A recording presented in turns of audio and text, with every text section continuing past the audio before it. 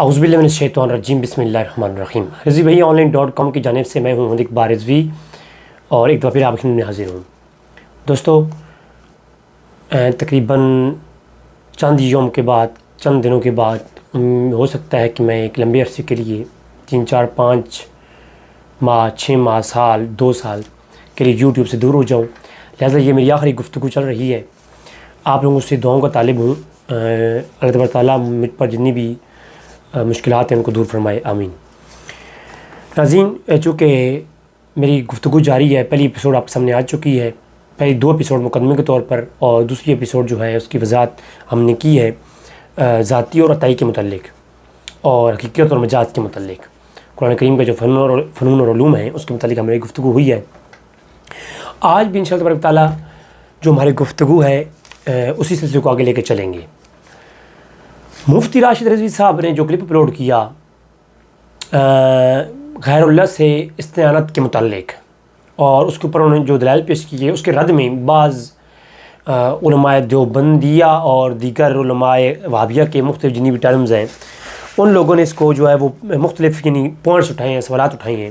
تو تمام تر ان سوالات کے جوابات انشاءاللہ تبارک تعالیٰ متقدمین علماء متقدمین سے اور قرآن و حدیث سے انشاءاللہ آپ کے سامنے پیش کروں گا۔ دیکھیں، مفتی صاحب کا ایک سوال تھا کہ ہمارے لیے کیا حکم ہے، ہم کس سے مدد مانگیں؟ سے چوتھا سوال ہمارا سامعین یہ ہے، ہمارے لیے کیا حکم ہے، لوگوں کے لیے، ایمان والوں کے لیے، مسلمانوں کے لیے کیا حکم ہے کہ آیا ہم کس سے مدد مانگیں؟ تو اس پہ تو ہم سب لوگوں کا اتفاق ہے کہ مددگار جو ہے حقیقی مددگار اللہ ہی ہے، مدد اللہ ہی کی ہے، مدد کرنے والا حقیقت طور پر اللہ کی ذات ہے، اللہ کے سوا کوئی جو ہے وہ مدد کرنے والا نہیں ہے۔ میں نے بدر کی مثال دی، آپ کو پچھلے ایپیسوڈ میں وضاحت گزر چکی ہے کہ بدر کے مقام پر اللہ کی مدد آئی، لیکن پھر مدد کرنے آئے کون؟ فرشتے۔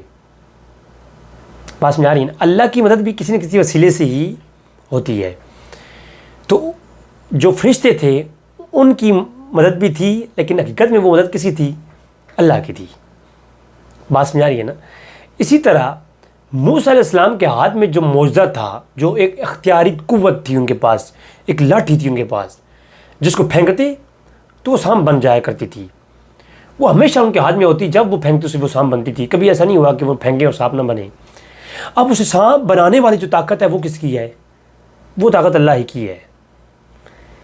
تو حقیقت میں وہ چیز کیا ہے؟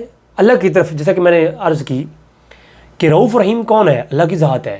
رحمت سب سے بڑی تم پر رحم کرنے والا کون؟ اللہ کی ذات۔ لیکن العالمین کے لیے رحمت حصر اور کثر کے عنوان پر میری گفتگو ہو چکی پہلے کہ وما ارسلناک الا رحمت للعالمین۔ تو عالمین کے لیے جو رحمت ہے وہ مصطفیٰ کریم کی ذات ہے۔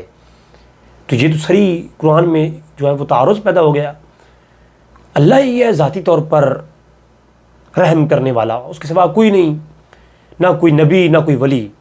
ہاں، اللہ رحم کرتا ہے تو اپنے بندے اور بندوں کے وسیلے سے رحم کرتا ہے۔ تم پہ اللہ رحم فرماتا ہے تو اور یا اللہ کے سبب جو ہے وہ تم پہ رحم فرماتا ہے۔ تو اللہ کے بندوں کو مظہر خدا ان کا باوسیلہ یعنی توسل سمجھ کر کے ان سے مدد مانگنا، ان کی مدد لینا، یہ ہمارے لیے بالکل مباح اور جائز ہے۔ یہ ہمارا عنوان ہے، یہ ہمارا ٹاپک ہے جس کو سمجھنے کی ضرورت ہے۔ تو مفتی صاحب نے چونکہ کہا جی کہ ہمیں کیا حکم ہے کہ ہم کس سے مدد مانگیں، تو حکم تو کیا ہے؟ وہ آیت پڑھ سنائی، ایاک نعبد و ایاک نستعین۔ اب اسی آیت کی تصریحات اور ائمہ اور مفسرین ایک تفصیل گفتگو انشاءاللہ آئے گی۔ اللہ نے زندگی دی اور میرے پر جو مصیبت ہے وہ اگر جلدی ٹل گئی تو، اگر نہ ہوا تو انشاءاللہ جب زندگی رہی، جب کبھی دوبارہ یوٹیوب پہ واپس آئے تو انشاءاللہ تبارک و تعالیٰ ضرور اس آیت کے مفسرین کی آراؤں کے ساتھ انشاءاللہ گفتگو کریں گے ہم کہ کیا یہ اس معنی مفہوم جو مطلقاً لیا جاتا ہے، کہتے ہیں ایاک نعبد و ایاک نستعین۔ اب یہاں پر کہتے ہیں خاص ہے، مطلق ہے، مطلق کہتے ہیں مطلقاً جو ہے یہ نفی کی گئی ہے کہ اللہ کے سوا کوئی مدد کسی سے نہیں مانگ سکتے اور عبادت بھی اللہ ہی کی ہے۔ علماء کا اس میں اختلاف ہے۔ اصول شاشی کے اندر سے میں نے شاشی کے اندر سے یہ بتایا تھا کہ حقیقت اور مجاز کے متعلق ہماری گفتگو پچھلے ایپیسوڈ میں گزری۔ انشاءاللہ تبارک و تعالیٰ آگے بھی اس پہ میں بتاؤں گا کہ علماء کا اس میں ایک شدید اختلاف ہے، کیونکہ المطلق یجری علی الاطلاق، کہ جو مطلق ہے وہ اپنے اطلاق پر قائم رہتا ہے، یعنی کسی چیز کو کسی پہ مطلق کیا جائے نا تو وہ اپنے اطلاق پر جو ہے کنٹینیوسلی جاری رہتا ہے، اس میں ریگولری ایک یعنی سیکوینس پائی جاتی ہے۔ کسی چیز کا اطلاق کسی چیز پہ کیا جانا وہ مطلقاً اس کا ہر لحاظ سے ہر اعتبار سے اطلاق ہوتا ہے۔ ایاک نعبد، اللہ تیری ہی عبادت کرتے ہیں، عبادت اللہ کے سوا کسی اور کے لیے عبادت نہیں کرنی۔ وَإِيَّاكَ نَسْتَعِينُ، اور تجھ سے ہی مدد مانگتے ہیں۔ اب اس کا اثر اگر مطلق مانا جائے تو ہر طرح کی مدد، چاہے وہ ما فوق الاسباب ہو یا ما تحت الاسباب ہو، یہ بھی ٹرمز جو ہے نا، اگر ذاتی اور عطائی اور حقیقی اور مجازی ٹرمز سنی حضرات پیش کریں کسی مقام پر تو کہتے ہیں جی یہ تو ٹرم تم نے خود گھڑ لی ہیں۔ تو میں یہ کہتا ہوں ما تحت الاسباب اور ما فوق الاسباب جو آپ نے ٹرم گھڑی ہے یہ کدھر سے گھڑ لی ہے؟ یہ بھی تو خود گھڑی ہوئی ہے۔ اور میں کہتا ہوں ذاتی اور عطائی کے علاوہ جو یہ ٹرم ہے نا، ما تحت الاسباب والی و ما فوق الاسباب والی، یہ سب سے خطرناک ترین ٹرم ہے۔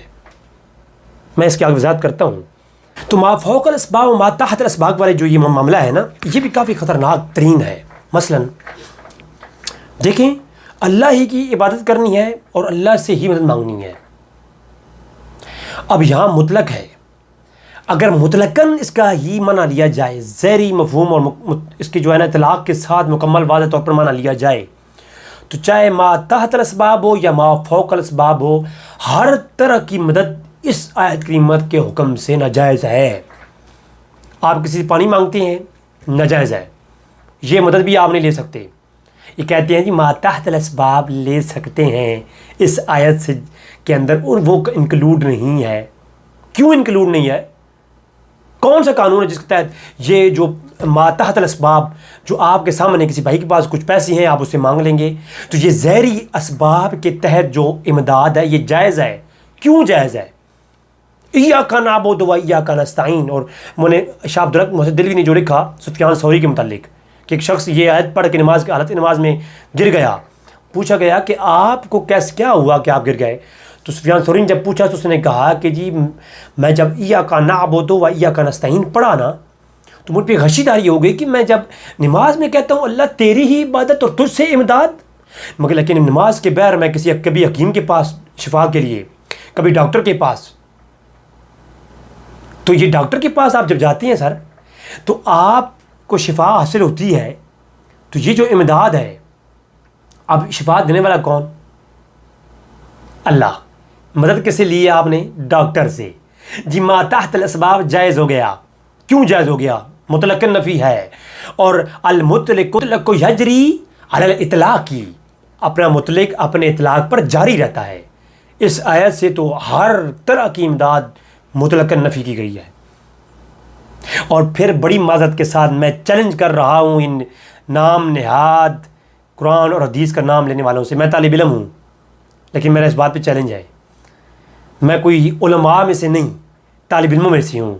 قرآن اور حدیث کو بغور مطالعہ کرنے کے بعد میری بات جو سمجھ میں آتی ہے، میرا چیلنج ہے اس بات پہ، کوئی اس طریقے سے دعا کرے اور کہے میرے مولا یہ جو ما تحت الاسباب جتنی بھی چیزیں ہیں، امداد ہیں، یہ تو تمہارے علاوہ اے میرے مولا اور ذرائع بھی ہیں۔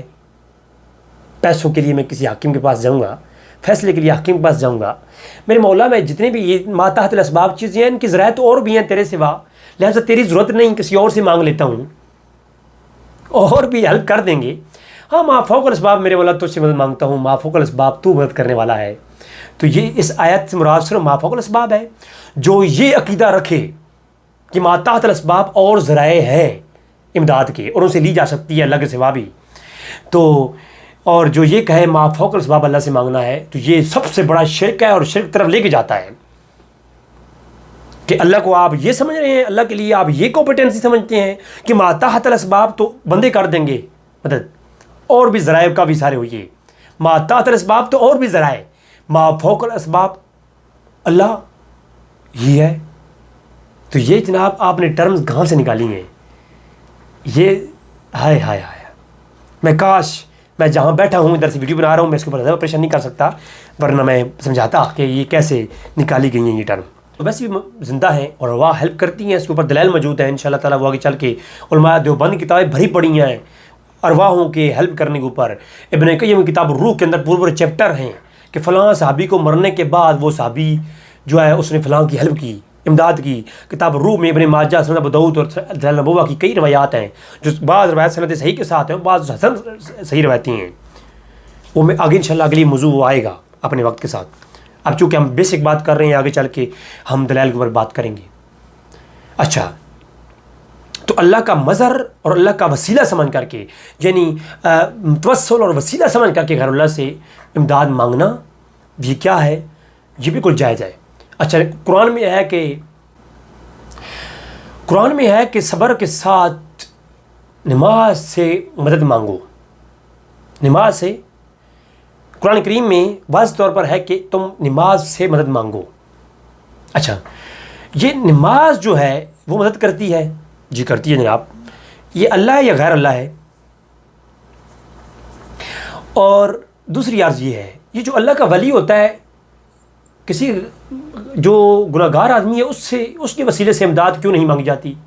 اس کے نام کی مدد کیوں نہیں مانی جاتی؟ کیونکہ جو بطور وسیلہ ہے کسی ولی کی جو ہے وہ توسل کے ساتھ اللہ کی برگاہ میں دعا ہوتی ہے، یا کسی ولی کو جو ہے وہ ضامن مان کر کے دعا کی جا رہی ہوتی ہے کسی جو ہے نا حاجت کے لیے، تو اگر یہ ناجائز ہے تو یہ ولی کی ہی کیوں؟ اس لیے کہ ولی کے اعمال جو ہوتے ہیں، عمل، ولی بنتا ہے اپنے نیک صالح اعمال کے ذریعے، اور نیک صالح اعمال کا وسیلہ پکڑنا اور نیک صالح اعمال کا جو ہے ان کو سامنے رکھ کر کے مدد طلب کرنا، یہ تو جائز ہے، مباح ہے، اسے تو اختلاف ہی کبھی نہیں رہا. صحیح بخاری کے اندر روایتیں ہیں. مشہور غار والا واقعہ ہے، وہ جو غار میں پھنس گیا تو ان لوگوں نے کہا کہ میرے مولا، میں یہ نیک عمل کرتا ہوں، اس کے وسیلے سے ہماری مشکل آسان جو ہے نا کر فرما. تو جو نیک عمل ہے وہ بطور خود وسیلہ ہے، اور نیک عمل کرنے والا ولی بدری کی اولا، تو اس کی امداد چاہنا، اس سے جو ہے مدد چاہنا، تو یہ تو بدری کا اولا ہو گیا، امداد ہو گئی. تو یہ بالکل جائز المباح ہے. اس پہ بالکل صحابہ کرام کے عمل موجود ہیں، تابعین، تبع تابعین، امام بخاری کے. انشاءاللہ اگلی چل کے وہ میں گفتگو کروں گا، سند صحیح کے ساتھ روایات پیش کریں گے ہم انشاءاللہ. امام احمد بن حنبل، سبحان اللہ، حضور کا وال مبارک اپنے پاس اٹھایا ہوا ہے. تو عبداللہ ابن احمد فرماتے ہیں، سند صحیح کے ساتھ روایت موجود ہے کہ سیر اللہ نبلا کے اندر امام احمد بن حنبل کے بیٹے فرماتے ہیں کہ میں نے اپنے ابا جان کو دیکھا، وہ ایک کھجور کا بال ان کے پاس ہے، اس کو آب زمزم میں لگاتے ہیں، اسے پیتے ہیں. آب زمزم میں لگاتے ہیں، اسے پیتے ہیں، کبھی آنکھوں میں لگاتے ہیں، اور ان کی نیت شفا اور برکت کی تھی. تو غیر اللہ سے اگر جو بال ہے، بال اس سے شفا طلب، اس کے ذرائع سے شفا لینا، شفا دینے والا کون ہے؟ اللہ ہی شفا دیتا ہے جب تم بیمار ہوتے ہو. اللہ کی ذات کے علاوہ کسی چیز سے شفا کا طلب کرنا شرک ہے. نواب صدیق حسن خان بھوپالوی، یہ کون ہے میں وضاحت نہیں کرنا چاہ رہا کیونکہ آلریڈی ہی بندے تیار ہیں. تو جناب اس نے تقریب المومنین کے صفحہ 61 پہ لکھا کہ عمر فاروق نے جب ساریہ کو آواز لگائی، جو امام بیہقی نے دلائل نبوہ میں لائے اور مشکوٰۃ شریف کے اندر روایت موجود ہے کہ ساریہ نے ایک پہاڑ کی طرف گئے ہوئے تھے جنگ کرنے کے لیے، تو پیچھے سے عمر فاروق نے مدینہ سے آواز لگائی، یا ساریۃ الجبل. تو یہ جو آواز لگائی تو وہ ایک غار تھی جس سے آواز بلند ہوئی اور ساریہ نے سنا. تو نواب صدیق حسن خان بھوپالوی کہتا ہے کہ اس وقت صحابہ کرام کے دور میں عرصہ دراز تک لوگ اس غار سے مٹی لے کے آتے رہے برکت کے لیے. تو برکت جب وہ نفع دیتا ہے نا، وہ مٹی نفع دے رہی ہے، نفع نقصان دینے والا تو اللہ کی ذات ہے. خبردار، غیر اللہ کی طرف جاؤ گے تو مشرک ہو جاؤ گے. اس تو پھر کائنات میں تو ہر چیز، اب وہ یوسف علیہ السلام کی قمیض چلی تھی، میرے مولا تو شفایت دینے والا نبی، یعقوب علیہ السلام بھی نبی، ادھر یوسف علیہ السلام کی طرح جلیل القدر نبی. تو میرے مولا یہ عوام کے سامنے قمیض والا مسئلہ کیا کرنا ہے؟ یہ قمیض والا سارا یہ جو کھیل ہے یہ پیش کر کے تو عوام کو یہ تبلیغ جو کرنی ہے شرک کی، تو یہ درمیان میں قمیض کا وسیلہ اور قمیض سے نفع اور امداد، جب اللہ نے فرمایا کہ اب یوسف نے کہا کہ جاؤ اور کہہ دینا میرے باپ کو قمیض اپنی آنکھوں پہ لگا لے، قمیضوں میں شفا ہے، اگر قمیضوں میں شفا ہوتی تو وہاں کسی اور کی قمیض اٹھا کے لگا لیتے. تو اللہ شفا اللہ نے ہی دی، لیکن دی یوسف کی قمیض کے وسیلے سے. اگر کسی غیر چیز سے امداد لینا اور یہ عقیدہ رکھنا شرک ہے تو یعقوب علیہ السلام جو آنکھوں پہ لگا رہے ہیں تو کس عقیدے سے لگا رہے ہیں؟ It's impossible. کیا نبی شرک کے معاملے پر عمل کر رہا ہے؟ اور اللہ کوئی ایک ایسا عمل بھی کسی نبی کو عطا نہیں کرتا جس پر قوم اور امت عمل کرتے ہوئے آگے مشرک ہو جائے، کیونکہ وہ عالم الغیب ہے، وہ جانتا ہے لوگوں نے بعد میں کیا کرنا ہے. لہٰذا اس لیے تو حکم ہوا کہ تم اولیاء اللہ اور انبیاء قبروں کو سجدہ گاہ مت بناؤ. کیوں؟ جب تم نبی قبروں کو سجدہ گاہ بناؤ گے، وہاں پر جاؤ گے اور اس طریقے سے معاملات ہوں گے تو بعد میں کیا ہوگا؟ جو تک یہود و نصارہ نے کیا وہ ہو جائے گا.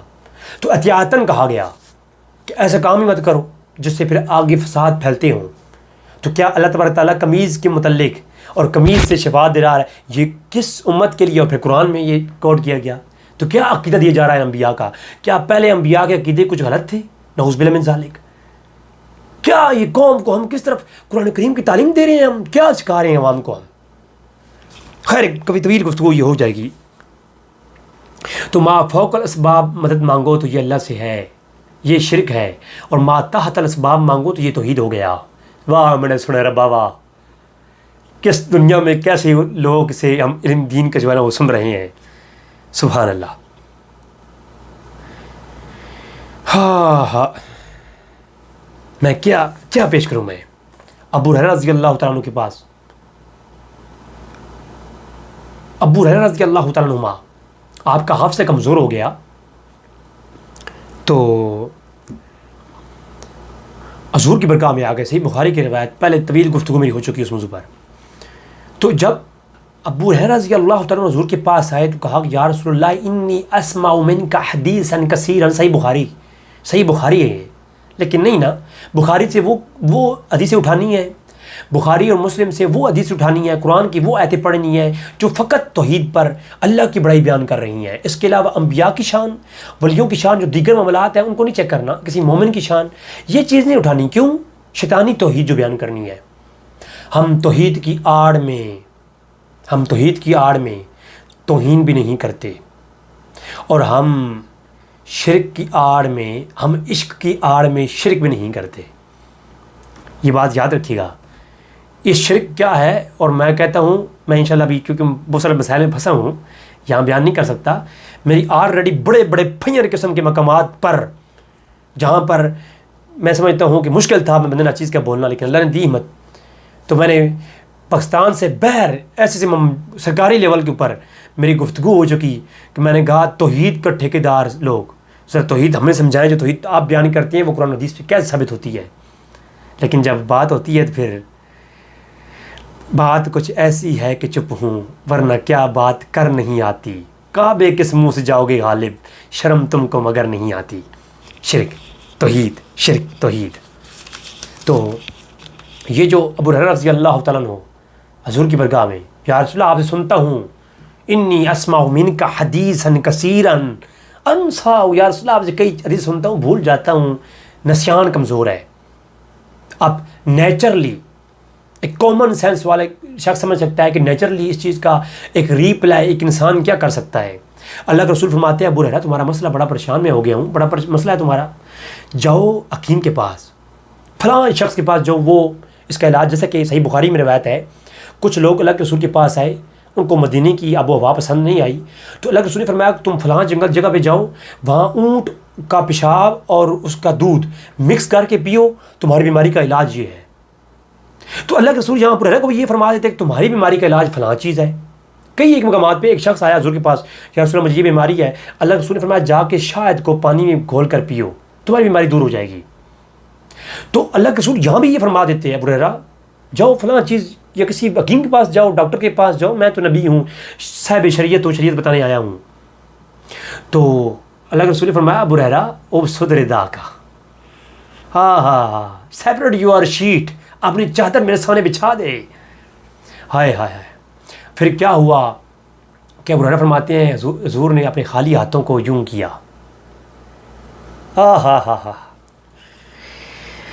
دو جہاں کی نعمتیں ہیں ان کے خالی ہاتھ میں. تو جب اللہ کے رسول نے دو اپنے خالی ہاتھوں کو یوں کیا نا، یعنی کچھ ڈالا نظر نہیں آیا. ابو ہریرہ تجھے یہ عقیدہ کہاں سے مل گیا؟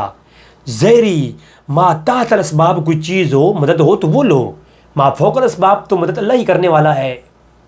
ایاک نعبد و ایاک نستعین. اعوذ باللہ من الشیطان اللعین الرجیم. تو اللہ کی پناہ کہ اللہ کے نبی جو فعل کر رہے ہیں ما فوق الاسباب والا، اور ایک صحابی جو آپ سے لے رہا ہے ما فوق الاسباب کی چیز، اور مکمل پختہ عقیدے کے ساتھ، اور پھر عقیدہ بیان کیا، کہا کہ when I take this sheet and work on my body، یعنی جب میں نے وہ چادر اٹھائی اور میں نے اپنے سینے پر اسے ورم کر لیا، لپیٹ لیا، پھر کیا ہوا؟ ہائے ہائے ہائے، فرمایا خدا کی قسم اس کے بعد اللہ کی رسول کوئی حدیث مجھے نہیں بھولی، پھر نہیں بھولی. ابو ہریرہ یہ عقیدہ تم نے کہاں سے لے لیا؟ کچھ نسخہ اس کا کھا لیتے، بظاہری ما تحت الاسباب کچھ چیزیں استعمال کرتے، ما فوق الاسباب تو اللہ ہی ہے مدد کرنے والا. اب کوئی کہے گا اچھا، اب کوئی کہے گا یہ تو معجزہ تھا. سر معجزے کے اندر اللہ شرک کی تعلیم دے رہا ہے. اللہ معجزات کے اندر کبھی ایسا نہیں کرتا، کبھی ایسا نہیں ہوا کسی معجزہ دکھاتے ہوئے اللہ نے کسی غیر اللہ کو سجدہ کروا دیا ہو. نا، معجزہ آیات اللہ ہے، نشانی ہے اللہ کی، اور اللہ اپنی نشانیوں میں اپنے ساتھ شریک کسی کو نہیں ٹھہراتا. شرک کی تعلیم کہیں نہیں دی گئی قرآن و حدیث میں، اور اللہ جو کہہ دے لا تبدیل لکلمات اللہ، جو اللہ کہہ دے وہ بدلتا بھی نہیں ہے. تو کیا اللہ شرک کی تعلیم معجزے کے ذریعے کرواتا رہا؟ یعنی معجزہ اللہ کے اختیار میں ہوتا ہے، تو کیا اللہ اپنے اختیار کے تحت شرک کرواتا رہا لوگوں سے اور لوگوں کو دکھاتا رہا؟ نعوذ باللہ من ذالک. پتہ نہیں ہم لوگ کیا ہیں، کدھر ہمیں کدھر سے ہر بندہ مولوی، ہر بندہ قرآن و حدیث پہ بات کر کے ہر کسی کو مشرک. فیس بک پر تو مفتی بیٹھے ہوئی ہیں. آج کل مسجدوں میں مت جاؤ، مدرسوں میں مت جاؤ فتویٰ لینے کے لیے، فیس بک پر پوسٹ لگاؤ، آپ کو 1400 مفتی فری میں مل جائے گا. نیچے کوئی بخاری پیش کر رہا ہوگا، کوئی مسلم، لگتا ہے بخاری مسلم 14ویں صدی کے اندر آ کر کے لوگوں کو ملی ہے. پہلے تو لوگوں نے کہیں بخاری مسلم دیکھی بھی نہیں تھی. حدیث تو 14ویں صدی کے اندر لوگوں نے پروموٹ کروائی ہے. پہلے تو حدیث ایپ اسلام 360 کے علاوہ جب پیدا ہوا تو اس سے پہلے تو حدیث تھی ہی نہیں شاید. یعنی کیسی حماقت ہے، ہر کوئی اسلام 360 سے حدیث لیتا ہے، پیسٹ کرتا ہے، حدیث کے اوپر جو ہے فتویٰ دے رہا ہے. دیکھیے جی حدیث میں یہ آ گیا ہے، ایک حدیث سے اتنا بڑا فیصلہ کیا ہوگا. حدیث سے ایسے فیصلے، اور کیا جناب میں کدھر جا چلا گیا. تو ناظرین یہ گفتگو جو ہے ہماری تھی، یعنی کہ شرک کے متعلق. اس کو آپ سننا چاہیے. جو لوگ اس کو سمجھے بغیر گفتگو کرتے ہیں انتہائی نقصان اٹھاتے ہیں.